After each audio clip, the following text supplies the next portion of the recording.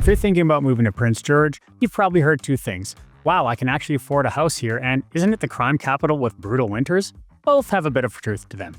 In this video, I'm going to walk you through the real pros and cons of living in Prince George, so you can decide if this city fits your lifestyle, your budget, and your tolerance for winter. We're talking honestly about the crime stats, what winter really feels like at -20 and colder, and then we'll balance that out with the big upsides: affordable detached homes, short commutes, and having lakes and trails basically in your backyard.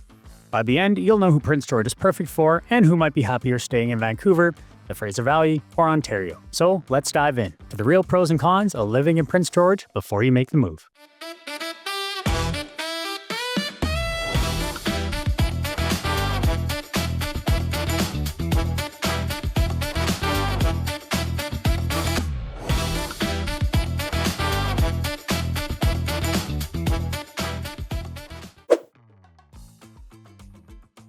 Let's start with the biggest pro of living in Prince George. You can actually afford what most people think of as the Canadian dream. According to recent data, the average single-family home here is in the low to mid-500s. Meanwhile, in Greater Vancouver, the average home price is over $2 million, and a typical condo alone is around $725,000 to $730,000. So instead of stretching for a tiny condo and still feeling house poor, families here are buying detached homes with yards in neighborhoods like College Heights, Heritage, and the Heart, and still having room in the budget for 2 cars, kids' activities, and a real life. The real win isn't just the price, it's what the price does for your stress levels. Less mortgage pressure means more breathing room for travel, savings, or early retirement, instead of constantly chasing the next promotion just to keep up with housing.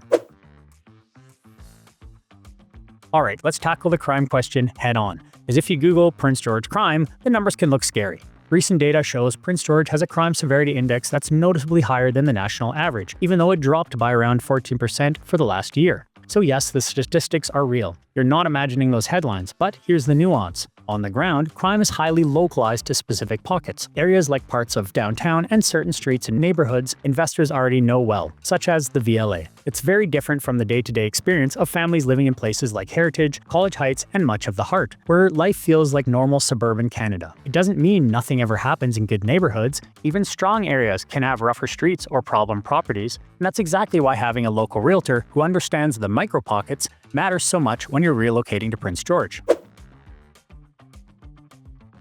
The next big pro, time wealth. In Prince George, you're not losing 60 to 90 minutes a day to traffic like you might in Greater Vancouver or the GTA, where average commute times sit in the mid-20 minutes and can easily blow past 45 in heavy traffic. Here, most people can get across the town in 15 to 20 minutes. Your local circuit, work, school, drop-off, groceries at Costco, or the Pine Centre Mall, maybe a quick stop at the hospital, is usually measured in minutes, not hours. That means more time for your family, your hobbies, or honestly, just sitting back on the deck with a coffee instead of sitting in a bottleneck.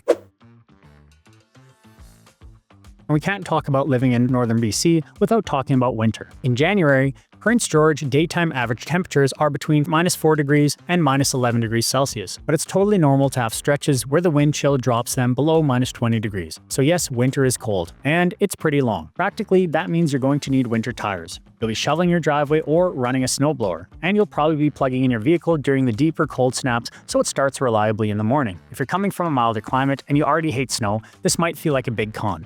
But if you're willing to gear up properly, it becomes more of a lifestyle adjustment than a deal breaker. A lot of locals actually enjoy winter once they lean into skiing, snowshoeing, and the rest of the cold weather activities.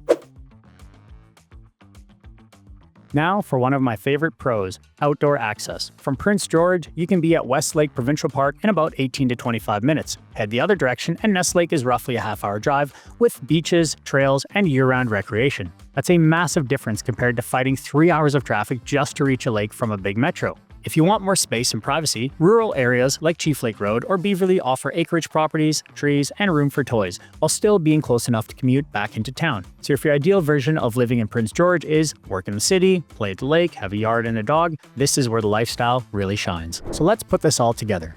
Prince George is probably a good fit if you're a family or couple tired of being house poor in the Lower Mainland or Ontario, or if you value financial freedom over big city nightlife. And if you're an outdoor lover who actually wants to use the lakes, trails, and mountains you see in the tourism ads, not just look at them on Instagram. It's probably not a good fit if you absolutely hate snow and the cold and have zero interest in adapting, if you need a big city shopping, nightlife, and endless restaurant options to feel happy, or if you don't want to think about neighborhood selection and just want to buy anywhere. If you decide living in Prince George might be your path to a better lifestyle and lower stress, the key is to buy right. The right street, the right neighborhood, and the right property for your budget. I hope this deep dive gave you the straight, local insight you need to feel secure and supported in your next decision. If you found value here, please share this video with a friend who's also considering a move, or tell me what Prince George topic I should tackle next. The easiest way to connect is to call, text, or email. All of the details are on the screen. Make sure you tap the subscribe button and the bell so you don't miss the next deep dive. Until then, thanks for watching, and I'll see you on the next one.